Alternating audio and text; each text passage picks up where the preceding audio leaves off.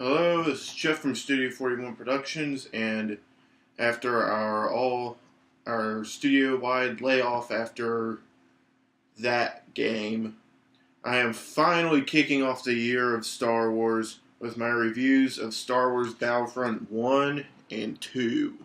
Now, these are pretty much the only Star Wars I've played, so despite being a huge fan, I just never got into any of the flight sims or any of the other games that Matt's going to be doing. I do have Knights of the Old Republic, but I hate not being in control of my character during combat, so we'll let Chris do that. So let's finally get this year of Star Wars rolling.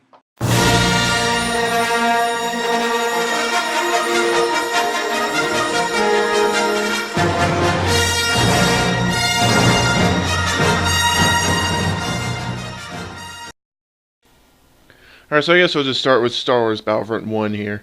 Star Wars Battlefront 1 released on September 21st, 2004 for PS2, Xbox, and Windows to coincide with the release of the Star Wars Trilogy DVD set.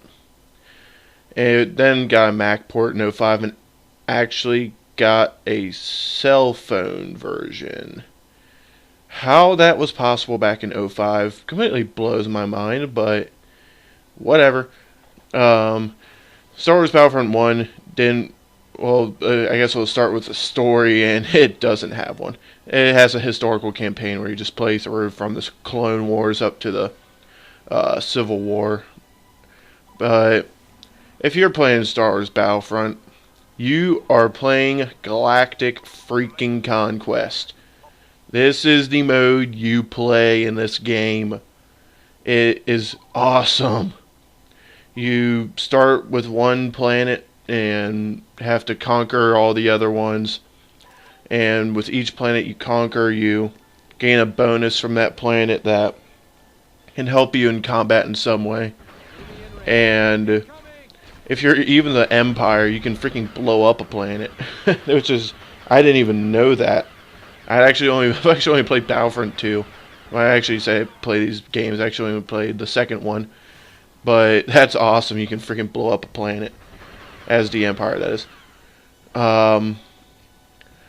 Galactic Conquest, though, it's pretty awesome. I mean, the battle on Hoth, if you're the Empire and you're about to crush the rebels, I mean, there's no other freaking... That's epic, just playing with the freaking AT-ATs and whatnot. Gameplay-wise, rough. And when I say rough, I mean this freaking AI in this game is so bad. I mean, there's two of them, they're not even moving. They're just standing there, not doing anything. What? You're in a war, dude, move. But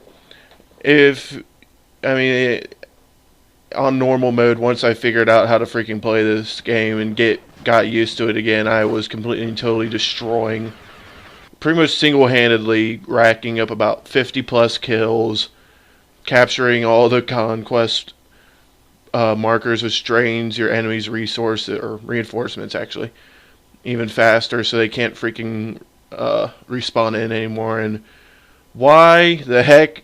I mean, I have to say this real quick. Star Wars Battlefront literally does this better than freaking Battlefield. I would much rather freaking play Battlefront online again. I played Battlefront 2 online because it was one of actually the first games I got for my 360. So I played Battlefront 2 online, and that crap was epic. That freaking Battlefront online, I imagine now would be... I mean, the servers are shut down, so you can't play it online, but that's freaking... Why doesn't Battlefield do that, where if you take a freaking domination point, you drain your opponent's resource or reinforcements? That way games don't last half an hour. That's something I just had to say. I kept thinking it the entire time. But gameplay in this game, obviously, it's third-person shooter. I mean, you can do combat rolls left to left. Right triggers shoot. Left triggers throw your not grenade. I guess thermal detonators fancier. But Gameplay, it's pretty simple, straightforward. The AI is absolutely idiotic. That's pretty much all I have to say about it. Instant action is the next game mode where you can just jump straight into a fight anywhere. You don't have to play Galactic Conquest. And that's pretty much what you're going to mostly be playing if you just want to play like a quick match. And it's pretty straightforward. You can play on any map. And I mean, that's about as straightforward as it gets. Multiplayer, like I said, the servers have been shut down for ages for the original Battlefront. So you can do System Link, which I imagine that would be pretty epic. Even today, I think that would be pretty good. Graphically speaking, this game is nothing to write home about. The graphics in this game are rough. I mean, even for the Xbox, these graphics, not good. They use a lot of, it seems like it's a blur or something. I don't know why. It's really distracting, especially when you're playing in a dark map. I really noticed it like my first game I played on Talon 4.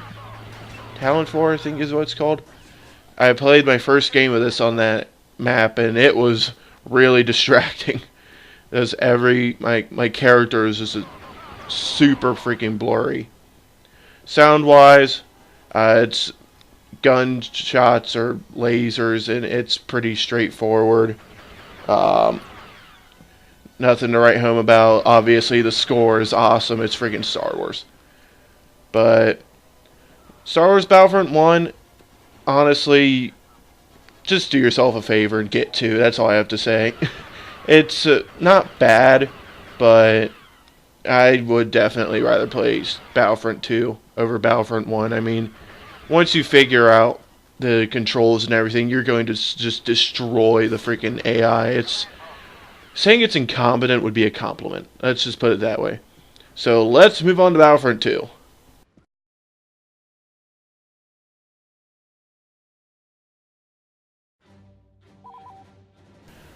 This is the Battlefront game that I have the most history with. Like I said, I got this game one of the first games for my 360, and I do believe it was also the first game I ever bought DLC for. And it was really surreal playing this on 360 and seeing the original Xbox DLC menu.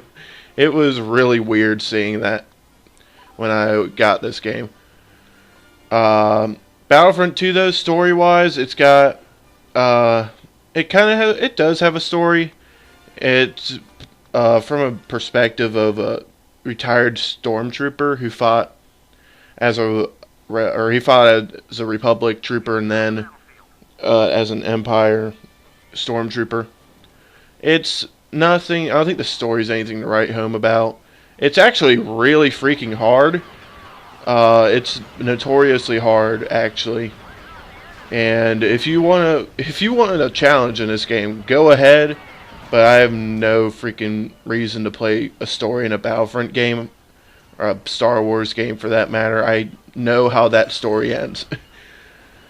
Once again, freaking taking the cake is Galactic Conquest. It's been changed a lot from Battlefront 1. You can play as the Republic, the Confederacy, the Empire, the Rebels, and it's way bigger now. There's a lot more planets to capture, and there's a lot more battles. And you can, instead of getting planetary bonuses, you get credits, which you can go and put towards buying upgrades like extra troops for your reinforcements if they get too low, which is the one I usually always go with. There's things to make your guys regen health more, make your blasters do more damage. And then you have to unlock troops, which is something that I find honestly stupid. You have to unlock your different classes of troops, like your Vanguard that can shoot rocket launchers, smugglers, dark troopers, snipers. It's something that I don't really understand why you have to unlock these guys, since they were available in Battlefront from the beginning. It's something I never really understood, but whatever. New to this game, space battles. You can battle in outer space and get some like really crazy dogfights going. You have to. The main thing with the space battles, the biggest game type is assault, where you have to take out your opponent's different parts of their ships. And something that is kind of annoying, honestly, because 99% of the time I'm going to just land in the opponent's ship, get out and destroy it from the inside. And destroying it from the outside, I think, is way harder. You have to make multiple passes, and God help you with the freaking auto turrets. Those things are a pain. Those things wreck me whenever I'm trying to fly and get an angle on something. Especially the comm relay. Those things just drop me instantly. The AI in this game, since that was a big problem with Battlefront 1, it's been improved some. You definitely get a feel of there's some AIs on the other team that are definitely better than others. I think they try to simulate actual players, like if you're playing a multiplayer match. You're going to have the idiots that run in and get wrecked, and you're going to have the guys that can pick you off with a little bit better accuracy and just not being idiots. Gameplay, it's the same as Battlefront. It's third-person shooter. For some reason, they moved reload down to the down arrow if you want to reload manually. It's something that I don't understand at all. You still have your side roll, even though it's a little bit weirder to use. And you can actually sprint in this game, which is, pretty nice. Sprinting is definitely something that should have been in this game from the start. I do think, though, you die way faster in Battlefront 2.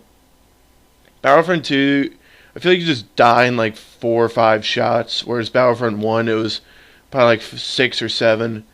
It's not super noticeable on you, but I definitely noticed killing enemies. They were dropping in like just a couple shots from my freaking blaster rifle, and it's kind of a big change. Another big change, though, in Conquest mode is that you only have 150 reinforcements instead of 200. It definitely speeds up games. Games in Battlefront 1, I think they pretty much lasted 10 or 11 minutes, but Battlefront 2, they're more like 5 or 6 if you start getting the upper hand early. I mean, they're way faster than Battlefront 1. Instant action, of course, that makes a return. There's way more game modes. There's the normal conquest mode, like in Galactic Conquest. There's 1 flag, 2 flag, capture the flag. There's, I think, straight up team deathmatch. Of course, there's the space battles also, which is assault and 1 flag, capture the flag. Which I honestly think that's kind of weird to have 1 flag in space battles. I think having 2 would have been insane. Multiplayer. Multiplayer in this game actually has a pretty good story. Well, not pretty good, but it actually lasted until June of last year, due to GameSpy having their servers. And of course, they shut down. EA actually was able to keep them alive for a little bit, but then eventually they shut it down also. But it actually, I thought the servers for this game were long shut down, like 5 years ago. Like back in 2010, I thought. But they actually lasted until just middle of last year, which is crazy. I think you can still do System Link, of course, and that's something that I think would be really fun to do sometime if we can ever just get enough people to get a good System Link going. Only thing is, though, you need like 3 or 4 Xboxes to get a really good one going. And of course, 3 or 4 copies of the game. And this game is actually pretty expensive. I think it's like $40 to buy. And I mean, if you've never played it, I honestly think it's pretty worth it, but more on that in about 2 minutes. Graphically speaking, this game's head and shoulders better than the first Battlefront. This game looks great. I think it still looks pretty good. I mean, the original Xbox, this shows you how big of a powerhouse that thing was. I don't know if maybe the 360 can punch it up a little bit more, but seeing that on the original Xbox, that would have freaking blown my mind back in 2005. Sound is pretty much the same as Battlefront. It's Star Wars, so you know the music's good. All the gun sounds are there and accounted for, being decent. Nothing to write home about. Well, there you have it, folks. The year of Star Wars starts now. And Battlefront 1 and 2, they're both pretty good games. But obviously, I think Battlefront 2 is just, it's better. That's pretty much that's how I can put it. Battlefront 2 for me would probably be about an 8.5 out of 10. Battlefront 1 would probably be about a 7.5. I mean, combat-wise, Battlefront 2 just blows the first one away in every possible way. Graphically, it's about 10 times better than Battlefront 1 also. It also has a story, if that's your thing. Of course, I've heard it's notoriously hard. I mean, for me though, I've watched the original Star Wars trilogy more times than I could ever freaking count. And I've watched the new ones a ton also, so I've heard that story a million times. So that just doesn't do much for me, but it's there if you're into that. More power to you. Battlefront 2, of course, didn't get a sequel yet. Slated for release in 2015. Oh, yeah. That's actually a game I forgot to put on my top 5 anticipated games of 2015, but I haven't heard anything about it. So, with the debacle of Battlefield 4, well, let's hope it still comes out in 2015. And DICE, I swear to God, if this freaking Battlefield 4's me, I am going to freaking